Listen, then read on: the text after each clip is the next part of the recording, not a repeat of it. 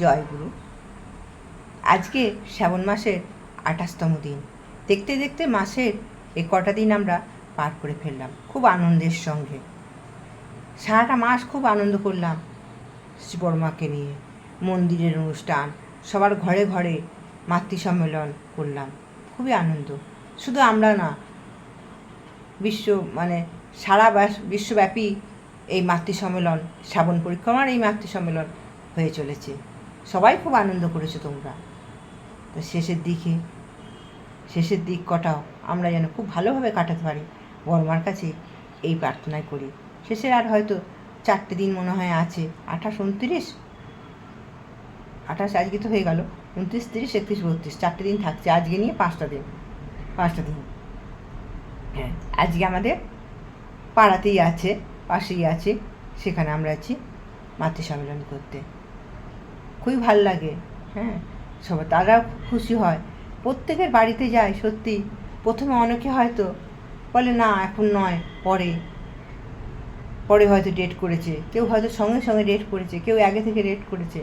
কিন্তু যাদের বাড়িতে গেছি তারা খুব আনন্দ পেয়েছে, বলছে হ্যাঁ সত্যি খুব ভালো লাগলো আমাদেরকে। আমরা ওই কোলে গ্রামে যাই, ওখানে আগে মাতৃ সম্মেলন, দীক্ষা এসব কিছুই প্রচার ছিল না। ঠাকুরের জন্মোৎসবে নেমন্তন্ন করতে গিয়ে সেখানে গিয়ে তারপরে আস্তে আস্তে এখন তাদের মধ্যে ভালো করেই ঠাকুরকে আমরা প্রচার ছড়িয়ে দিতে পেরেছি, ঠাকুরকে ভালো করেই চিনিয়ে দিতে পেরেছি। এটাই আমাদের জীবনের সার্থকতা। ওই যে বলে মানুষে না, ঠাকুরে বলে তোমার কথাতে নয়, তোমাকে দেখে দীক্ষা নেবে। তেমনই ঘটেছে। একদিন রাস্তা দিয়ে হেঁটে আসছিলাম, একটি মা বলল আপনারা কি ঠাকুরের দীক্ষার জন্য এসেছেন? আমি বললাম হ্যাঁ। বললো আমরাও দীক্ষা নেব। সেই রকমই তোমার কথাতে নয়, আমাদের দেখেও দীক্ষা নিয়েছে, এরকমই হয়েছে। তাই জীবনে অনেক স্মৃতি তৈরি হয়ে যাচ্ছে, সাথে সাথে আনন্দের খুশির স্মৃতি এগুলো বলে। এই ঠাকুরকে নিয়ে চললে, ঠাকুরের পথে চললে শুধু সুখ আর আনন্দ আর সুখের স্মৃতিই সঙ্গে থাকে। চলো আজকে আমরা আবার যাই মাতৃ সম্মেলনে। स्वामी परम पितु मैं तुम सदा आधार, बारो बारो बल जाओ तनु मन वारो चरण पर मुकुले मैं गाओ।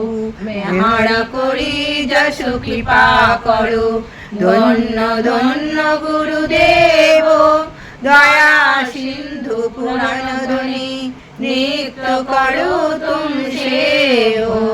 अचला भक्ति मोहि देव प्रभु दीनायनाथ, हाथ गया तुम आन करो, अब राखो नित साथ। दीन दयाल कृपा निधि काम क्रोध সাধারণের ভিতর যেন এমন একটা ভাবের সৃষ্টি করে যাতে তারা অবনতমস্তকে নবজানু হয়ে সসম্ভ্রমে ভক্তি বদ্ধ কণ্ঠে মা আমার, জননী আমার বলে। মুগ্ধ হয়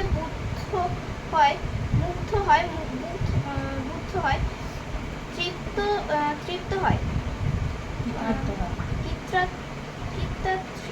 গীতার্থ হয়। তবেই তুমি মেয়ে, তবেই তুমি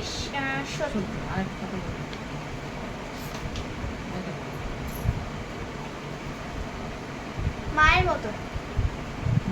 তুমি মানুষের মায়ের মতো আপনার হইতে চেষ্টা করো। তাহার কথায় সবার সেবায় ও ভরসায় কিন্তু মেশায় না। দেখিবে কত তোমার হইয়া যাইতেছে। বাণী সংখ্যা 1। দেও ঘরে যাই দয়াল ঠাকুর ধাম, প্রেমানন্দে বাহু তুলে গাইব রাধা নাম। রাধা নামে কি মহিমা জানে শুধু শ্যাম, রাধা নামে কি মহিমা জানে শুধু শ্যাম। দিবানিশি বাঁশির সুরে গাইব রাধা নাম। ও ও গুরু ভাই দেওঘরে যাই দয়াল ঠাকুর ধাম, প্রেমানন্দে বাহু তুলে গাইব রাধা নাম। ও গুরু ভাই দেওঘরে যাই দয়াল ঠাকুর ধাম, প্রেমানন্দে বাহু তুলে গাইব রাধা নাম। দয়াল ঠাকুর এনেছে নাম জীবেরও কারণ, রাধা নামে দীক্ষা নিয়ে ধন্য হয় জীবন। দয়াল ঠাকুর এনেছে নাম জীবেরও কারণ, রাধা নামে দীক্ষা নিয়ে ধন্য হয় জীবন। যে জেনেছে সেই নিয়েছে মধুর রাধা নাম, যে জেনেছে সেই নিয়েছে মধুর রাধা নাম। ঘরে ঘরে বিলাইছে নাম ঋত্বিক দেবগণ, ঘরে ঘরে নাম জানাই। দেখালে মোদের যে পথ, হিংসার আগুনে যে জ্বলছে যে আজ আমাদের সোনার দেশ। মানুষের মনে দেখি আছে আজ প্রেম প্রীতি ভালোবাসা শেষ। হিংসার আগুনে যে জ্বলছে যে আজ আমাদের সোনার দেশ। মানুষের মনে থেকে মুছে গেছে আজ প্রেম প্রীতি ভালোবাসা শেষ। ইষ্টমুখী চলন ছাড়া, ইষ্টমুখী চলন ছাড়া বাঁচবার কোনো পথ নাই। তুমি দেখালে মোদের যে পথ, সেই পথে পথে চলব বড় মা। তোমার কৃপার নেই কো তুলনা, মা লক্ষ্মী মা জগৎ জননী বড় মা। মা লক্ষ্মী মা জগৎ জননী বড় মা। লাল পেরে বড় মার চরণে জানায় শতকোটি প্রণাম। পরম পূজ্যপাদ শ্রী শ্রী বর্তার চরণে জানাই শতকোটি প্রণাম। পরম পূজ্যপাদ শ্রী শ্রী আচার্য দেবের চরণে জানাই শতকোটি প্রণাম। উপস্থিত সকল মায়েদের জয় গুরু। তুমি আজকে কোথায় এসেছো? মাতৃসংসার। এই মাতৃসংসার ভালো লাগে? বলো আমি স্টুডিওতে করি বলো। বলো ওই আঙুল ফোটা না বলো আমার বিয়ে করতে নেই বলো। আমি প্রতিদিন স্টুডিওতে করি বলো। শুধু উঠতে একটু দেরি হয়ে যায়। ওটাই বলো। বলো বলো কিছু আর বলো। আমি স্টুডিওতে করি বলো। আমি প্রতিদিন করি আর ভালো লাগে বলো। ভালো লাগে। সন্ধ্যাবেলাতেও প্রার্থনা করি। এই আজ বইটা পড়লে, বইটায় কি লেখা ছিল? কি বই পাঠ করলে? নারী নীতি, তাই তো? বলো আমি একটু নারী নীতি একটু পাঠ করলাম। আজকে নারী নীতি পাঠ করলাম। এই নারী নীতি প্রত্যেক মেয়েদেরই প্রত্যেক দিন এক পাতা করে পড়া উচিত। কেন পড়া উচিত জানো? একটা প্রকৃত একটা নারী হয়ে উঠতে গেলে এই নারী নীতি পাঠ করা অবশ্যই দরকার। তার কারণ এই নারী নীতি পাঠ করলে একটা প্রকৃতি সুন্দর একটা মেয়ে, সুন্দর একটা মা তৈরি হওয়া যায়। সেই জন্য ছোটো থেকে মেয়েদের এই নারী নীতি পাঠ করা অবশ্যই দরকার। তুমি পড়বে তো? বাড়িতে আছে নারী নীতি? নেই? আচ্ছা, মাকে বলবে যে একটা নারী নীতি আনতে, আর প্রত্যেকদিন এক কথা করে নারী নীতি পাঠ। এই একটা অংশ করে একটা অংশ, এক নম্বর বাণী, 2 নম্বর বাণী। হ্যাঁ, আগে কোন বাণী সংখ্যাটা পড়লে মায়ের মতো, তাই তো?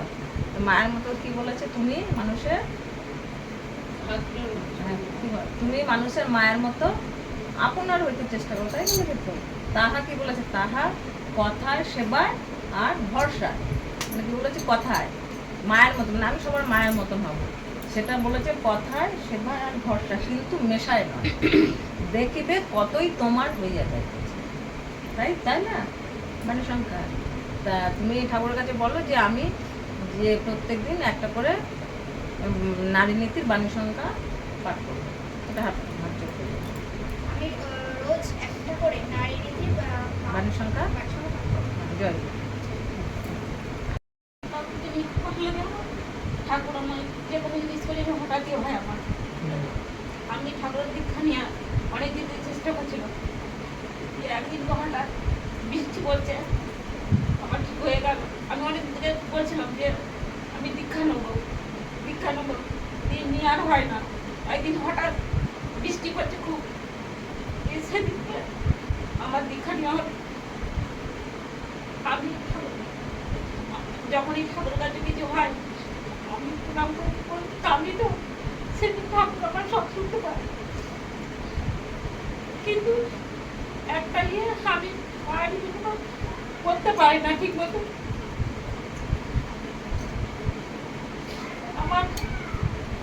আমার ইচ্ছা হয় যে ঠাকুরের সব কিছু করবো, কিন্তু পেরে উঠতে পারি না। ওই আকুতিটাই আসল। আপনার এই মনের আকাঙ্ক্ষাটা যে আমি করতে চাই, করতে পারছি না ঠাকুর, এটাই ঠাকুরের প্রতি আপনার ভালোবাসা ঠাকুর জানবেন। তোমাকে আজকে দিয়ে বলাচ্ছে। হ্যাঁ, ওটাই ঠাকুরের প্রতি আপনার মানে ওটাই সত্যিকারের ভালোবাসা, যে আকুতিটা যে আমার করতে আমি ইচ্ছা আছে, ঠাকুরের করতে কাছে পারছি যখনই না। আমার কষ্ট হয় খুব, সবসময় আমি করতে পারি না, ঠাকুরকে ডাকতে পারি না ঠিক মতো, জল দিয়ে সব কিছু করি। এই বাজারে যেতে হবে, দোকানে যেতে হবে, এই কোনো একটা দরকারি কাজ করতে হবে, সব জিনিসটা আমাকে করতে হবে। ওই জন্য আমি ঠিক মতো ঠাকুরকে করতে পারি। তবে জল সেবাটা দিই আমি। আমি যদি কোথাও যাই না, আমার মনটা করে থাকে যে আমি ঠাকুরকে দিতে পারলাম না, আজকে যেখানে যাবে সেখানেও একটু গ্লাসে জল, একটু বাক্স আমি দিই ঠাকুরকে। পয়সা আমি কারো কাছ থেকে নিয়ে আমি সেই টাকাটা তুলে তারপর আমি জল দিই, সেবা করি। আমি ঠাকুরকে আজকে আমি ভালো আছি, আমি অনেক ভালো আছি। এরকম যেন সবাই ভালো থাকুক এইটুকু কামনা করি ঠাকুরের কাছে। জয় গুরু। জয় গুরু। জগজ্জননী শ্রী বর্মাচরণে কোটি প্রণাম। করমপুর যোগাযোগ শ্রী ভদ্রাচরণে কোটি প্রণাম। করমপুর যোগাযোগ শ্রী আত্মচরণে কোটি প্রণাম। সকল মায়েদের জয় গুরু। আমি একটা ঘটনা বলছি। এক মা খুব অসুস্থ, সে মানে গলা থেকে পা পর্যন্ত একবারে প্যারালিস হয়ে গেছে। তার ছেলে চাকরি করে, সেই ছেলে মাকে সেবা যত্ন সেই করে। সে একদিনকে সে ছেলে চাকরিতে চলে যাবে, যে তখন মাকে সেই টিভিতে মানে ঠাকুরের আলোচনা, ঠাকুরের নাম জ্ঞান চালিয়ে দিয়ে চলে গেছে। সেই মা সেই শুনছে যে ছেলে আবার চাকরি থেকে এসে তখন মা মা করে ডাকছে, এসে দেখে মা সুস্থ হয়ে গেছে। নাম জ্ঞান শুনে রোজ শুনতো, যে ওই শুনে সুস্থ হয়ে গেছে মা, যে দেখছে ভাত বাড়ছে মা। তখন মাকে ডাকছে, এসে যে দেখে এসে মা তো সুস্থ একদম। এমনই ঠাকুরের মহিমা, যে আমাদের ঠাকুর এমনই, সত্যি ঠাকুর আছে। যে মানে মা এসে দেখে সুস্থ হয়ে গেছে, ওই ঠাকুরের নাম জ্ঞান শুনে করে মা সুস্থ হয়ে গেছে একদম।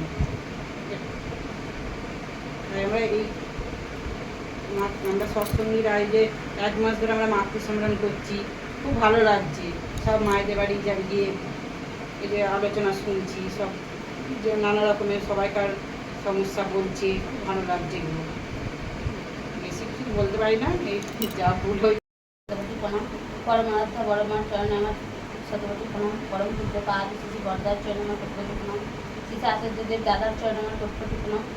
ঠাকুর পরিবারের প্রত্যেকের চরণে আমার কোটি প্রণাম। উপস্থিত সকলকে আমার প্রাণ নিমিত্ত জয় দিই। এটা আমাদের বড় মাস, শ্রাবণ মাস চলছে, জন্ম মাস। তো এই বড়মার এই শ্রাবণ মাস ভোর মানে 1 তারিখ থেকে শুরু করে 31 তারিখ পর্যন্ত আমরা বড়মার মাতৃ সম্মেলন করি। মানে আমাদের বড়মা কেমন ছিলেন, বড়মাকে দেখে আমরা শিখি যে মানে একজন স্ত্রী হয়ে কিভাবে স্বামী সেবা করতে হয়, কিভাবে সংসার করতে হয়, কিভাবে মানে সমস্ত কিছু গুছানিয়ে আমাদের বড়মা কী ছিল, যে মানে আমাদের প্রত্যেকটা কাজে কিভাবে গুছিয়ে গাছিয়ে করতে হয়, কিভাবে সংসার করতে হয়, কিভাবে স্বামী সেবা করতে হয়, এগুলো আমরা বড়মা দেখেই আমরা শিখি। কিন্তু যদিও আমরা বড়মার মতন হতে পারি না, কিন্তু আমরা চেষ্টা করি যে আমাদের বড়মা, জগৎজননী বড়মা, তার কোনো কাজের না ছিল না। প্রত্যেকটা কাজে যে কাজটা তাকে বলতেন, তিনি কোনো কাজে না করতেন না। প্রত্যেক কাজে তিনি কিন্তু মাথা নেড়ে সম্মতি দেন। তা আমাদের মায়েদের সেটাই উচিত যে যে কাজটাই বলুক, বা সংসারের দিক থেকে বলুক, বা পাড়া প্রতিবেশী বা যে কাজটাই বলুক, যেন আমরা করতে প্রত্যেকটা কাজেই যেন আমরা না কোনো সময় যেন না করি, আমাদের বড় মা থেকে এই জিনিসগুলো আমরা শিখি। তা আমি আমার ঠাকুরের একটা কথা বলি। আমাদের ঠাকুর দেওঘরে তখন ছিলেন, তা অনেকটা দূরে এক ভক্ত, ছোট্ট পরিবার, এক ছেলে, স্ত্রী আর সেই দাদা থাকতেন। তা এত গরিব ছেলের প্রচুর জ্বর, এতটাই জ্বর যে মানে ছেলেকে যে ডাক্তার দেখাবে সেরকম পয়সা নেই। খুচখুচ করে এত ডাক্তার দেখাচ্ছে, ডাক্তার বদ্যি দেখাচ্ছে, কোনো মতে জ্বর ছাড়ছে না। তো এ ডাক্তার ও ডাক্তার করছে, জ্বর কোনো মতে ছাড়ে না। তো হঠাৎ করে লাস্টে ডাক্তার বলেছে যে এই ওষুধগুলো কিনতে হবে। এবার বাবার দাদাটার পকেটে মাত্র 12 আনা পড়ে আছে। তো চিন্তা করছে যে এই 12 আনা পড়ে আছে, এই 12 আনা দিয়ে আমি যে শেষ সম্বন্ধে ওষুধটা কিনবো, তা এটাতে যদি ছেলে সুস্থ হয় তো ভালো, ছেলে যদি না সুস্থ হয় তাহলে আমি কী করবো? আমি বাবা হয়ে আমি চোখের সামনে সন্তানকে ধীরে মরতে দেখবো? তা হঠাৎ করে তখন ঠাকুরের কথা মনে পড়ে গেছে, তিনি ঠাকুরের দীক্ষা নিয়েছেন। তো ছুটতে দেওঘরে গেছেন। তখন ঠাকুর যেন দেখেছেন, বলছে তুই এসেছিস, আয়। তা হঠাৎ করে ঠাকুরকে গিয়ে সে নিজের কষ্টের কথা বলবে। তো সেই কষ্টের কথা বলার আগেই ঠাকুর বলছে, বুঝলি আমার না খুব রসগোল্লা খেতে ইচ্ছা করছে, একটু রসগোল্লা নিয়ে আয় দেখিনি। তখন সে মনে ভাবছে, ঠাকুর এ তোমার কেমন লীলা, আমি আমার সন্তানের জন্য মাত্র পকেটে 12 আনা পড়ে আছে, তুমি সেখান থেকে বলছো আমাকে রসগোল্লা নিয়ে আসতে, আমি কি করব? আমি আমাকে সন্তানের ওষুধ আনবো না আমি রসগোল্লা নিয়ে আসবো, এরকম ভাবছে। তো ঠাকুর আবার করার পরে বলছে, কি রে যা না, আমার খুব রসগোল্লা খেতে ইচ্ছা করছে, একটু রসগোল্লা নিয়ে আয়। তখন সে ভক্ত বলছে যে এইদিকে আমার সন্তানের জীবন, এদিকে আমার গুরু, আমি কার কথা অমান্য করবো, আমি কোথায় যাব? তখন বলছে যে না, ঠাকুর যখন নিজে মুখে আমাকে খেতে চেয়েছে, ঠাকুর আমার কাছে কোনোদিন কিছু চায় না, আমি ঠাকুরের কথা অমান্য করব? তা ঠিক আছে যাই, ঠাকুরের জন্য আমি একটু রসগোল্লা কিনে নিয়ে আসি। তো গেছে, দোকানে গেছে, যথারীতি দোকানে গিয়ে এখানে রসগোল্লা কিনে নিয়ে এসছে। রসগোল্লা যেমনি কিনে নিয়ে এসে দেওঘরে ঢুকেছে, ঠাকুর তো খুব খুশি, বলছে নিয়ে এসেছি রসগোল্লা, আয় সবাইকে দিই। সবাইকে দিয়েছে, সে এক কোণে ভক্ত বসে আছে, ঠাকুর সবার সঙ্গে আনন্দ করে রসগোল্লা খাচ্ছে, সব ভক্তদেরকে দিয়েছে। তখন ওই দাদার মনে করছে যে বাবা আমার সন্তান হয়তো মরে গেছে, নয়তো মৃত্যুর সঙ্গে পাঞ্জা লড়ছে, আমি কি করবো? হে ঠাকুর, আমি আমার শেষ সম্বন্ধে তোমার চরণে নিবেদন করলাম, বাকিটা তুমি ঠিক করে দাও, আমি কি করবো? আমি কিছু জানি না, আমার সন্তানকে তুমি রক্ষা করো, আমার আর কিন্তু কোনো রাস্তা নেই, এবার সবটা আমি তোমার চরণে সমর্পণ করলাম। তো যথারীতি এরকম ঠাকুর সব ভক্তদের সঙ্গে কথাবার্তা বলছে। তো হঠাৎ করে ওইদিকে সেই মা মানে বাচ্চা তখন মানে হঠাৎ করে মানে যন্ত্রণায় ছটফট করছে, তখন হঠাৎ করে দরজায় কে ঠক করে আওয়াজ করছে। তা মা কি যথারীতি রান্না করছে, তো মা হয়তো কথাটা শুনতে পায়নি কথাটা, দিয়ে তারপরে হঠাৎ করেই দরজাটা নিজে থেকে খুলে গেছে। খুলে গিয়ে তখন দেখছে যে ঠাকুর স্বয়ং সেই মায়ের বাড়িতে গেছে। দিয়ে তখন সেই মা এসেছে, তখন দেখছে ঠাকুর হাতে এক হাঁড়ি মিষ্টি রয়েছে। তো ঠাকুর সঙ্গে গিয়ে সেই বাচ্চার পাশে বসেছে, বসে বাচ্চার মাথায় হাত দিয়ে বলছে, কি হয়েছে তোর, জ্বর ওঠ। যে ঠাকুর সঙ্গে সে বাচ্চাকে ধরে উঠিয়ে ধরে বাচ্চাকে খাটি রসগোল্লা খাচ্ছে। একটা রসগোল্লা খেলো, এ বলছে খা আর একটা খাইছে। যথারীতি এরকম করে 4-5টা রসগোল্লা খাইছে। মা পাশে বসেছিল, মাকে বলছে না তুমিও খাও, দিয়ে মাকেও খাইছে 3-4টে রসগোল্লা, প্লাস ওই যে 3-4টে রসগোল্লা রেখে দিয়েছে সে দাদার জন্য। দিয়ে যথারীতি বলছে তো কিচ্ছু হবে না, তোর সন্তান ঠিক সুস্থ হবে, এরকম বলে সঙ্গে ঠাকুর চলে গেছে। তো এবার ওইদিকে দাদা চিন্তা করছে যে কি হবে আমার সন্তানের, কি হবে, এরকম প্রায় রাত গড়িয়ে ভোর হয়ে এসছে। তখন সে দাদা বলছে না, এবার আমাকে তো সন্তানের কাছে ফিরতে হবে, যাই দেখি গিয়ে কি দেখবো। গিয়ে দরজা খুলতেই দরজাতে যেমনি ঠকঠক করছে, তখন একটা মানে বাইরে থেকে একটা কণ্ঠস্বর ভেসে আসছে, মা বাবা এসেছে, দরজা খোলো। তখন খানিকক্ষণ পরেই ছুটি দেখছে, বাচ্চাটা দেখছে দরজা খুলছে। তো বাচ্চাটাকে দেখে তখন বাবাটার তো মানে আনন্দে মানে বুকে আনন্দ ধরছে না যে আমার ছেলে সুস্থ হয়ে গেছে, ঠাকুর সবই তোমার দয়া। তখন মা বলছে যে তুমি কোথায় গিয়েছিলে? বলছে আমি ঠাকুরের মন্দিরে গেছিলাম। বলছে জানো ঠাকুর এসেছিল? বলছে হ্যাঁ ঠাকুর এসেছিল। দিয়ে বলছে হ্যাঁ গো সত্যি ঠাকুর এসেছিল। তখন ও মনে ভাবছে না এটা তো হতে পারে না, ঠাকুর তো আমাদের সঙ্গে আশ্রমে ছিলেন, সবার সঙ্গে গল্প করছিলেন, ঠাকুর কী করে এলেন? তখন বলছে হ্যাঁ গো ঠাকুর এসেছিলেন, ছেলেকে মিষ্টি খাওয়ালো, আমাকে মিষ্টি খাওয়ালো, আমার হাতে মিষ্টি তুলে, দেখো তোমার জন্য 4-5টা রসগোল্লা রেখে দিয়েছে। তখন সেই দাদাটারা জানতে কিছু বাকি থাকলো, তখন মানে কান্নায় 2 চোখ মানে ভেসে যাচ্ছে, 2 চোখে অশ্রুতে মানে দাদা দেখতে পাচ্ছেন। বলছে তোমার এত লীলা, আমি আমার সর্বস্ব তোমাকে নিবেদন করলাম, তুমি আমার সন্তানকে সুস্থ করে দিলে, তো সত্যি তোমার মানে তোমার যে লীলা, তোমার লীলা বোঝার বড় দায়। তো এই করে সেই ভক্ত মানে সন্তান সুস্থ হয়ে গেল এবং সেই ভক্ত বউ এবং সন্তানকে নিয়ে সুখে শান্তিতে সংসার করলো। তাই এইটাই যে আমাদের ঠাকুরকে আমাদেরকে সম্পূর্ণভাবে ভরসা করতে হবে, সবটা দিয়ে নিজের সর্বস্বটা দিয়ে ঠাকুরকে ভরসা করতে হবে। ঠাকুরকে ওই রকমভাবে মানে ধরো ছাড়ো এরকমভাবে করলে হবে না। ঠাকুরকে সমস্তটা দিয়ে যদি ভরসা করা হয় না, ঠাকুর নিশ্চয়ই সবাইকে মানে সবারই বিপদ থেকে সবাইকে উদ্ধার করবে। তো এই বলেই আমি শেষ করলাম। জীবনে যত দুঃখ কষ্ট আসুক ঠাকুরকে কেউ ছাড়বেন না, সবাই ঠাকুরকে মাথায় করে চলবে। জয় গুরু, সকলকে আমার জয়। সবার সাথী ওরে ওরে আমার সবার সাথী, তুমি সব সারাতে দাও সারা, তুমি সব সারাতে দাও সারা, হয়ে আছি আমি হারা, দয়াল তোমার মাঝে আমার আমি হয়ে আছি আমি হারা, দয়াল তোমায় দেখে চোখে আমার দেখা ফুটেছে, দয়াল তোমায় দেখে চোখে আমার দেখা ফুটে হয়েছে, দয়াল তোমায় দেখে চোখে আমার দেখা ফুটেছে, ওগো তোমার বাণী শুনে শোভন শুনতে পেয়েছে, আরো কি যে হয়েছে, ওই পরশ তোমার অবশ করে গো, ওই পরশ তোমার অবশ করে গো, তোমার সুরে করে ঘর ছাড়া, তোমার দুঃখ বেদনে ভরা ছিল হিয়া মোর ব্যথার দোলে, কাতর জীবনে দুঃখ বেদনে ভরা ছিল হিয়া মোর ব্যথার দোলে, আসিলে তুমি হে মোর স্বামী, আসিলে তুমি হে মোর স্বামী, নাই আর শোকতাপ নাই, ওগো নাই আর শোকতাপ নাই, প্রেমী তোমারে প্রণাম জানাই, প্রেমী তোমারে প্রণাম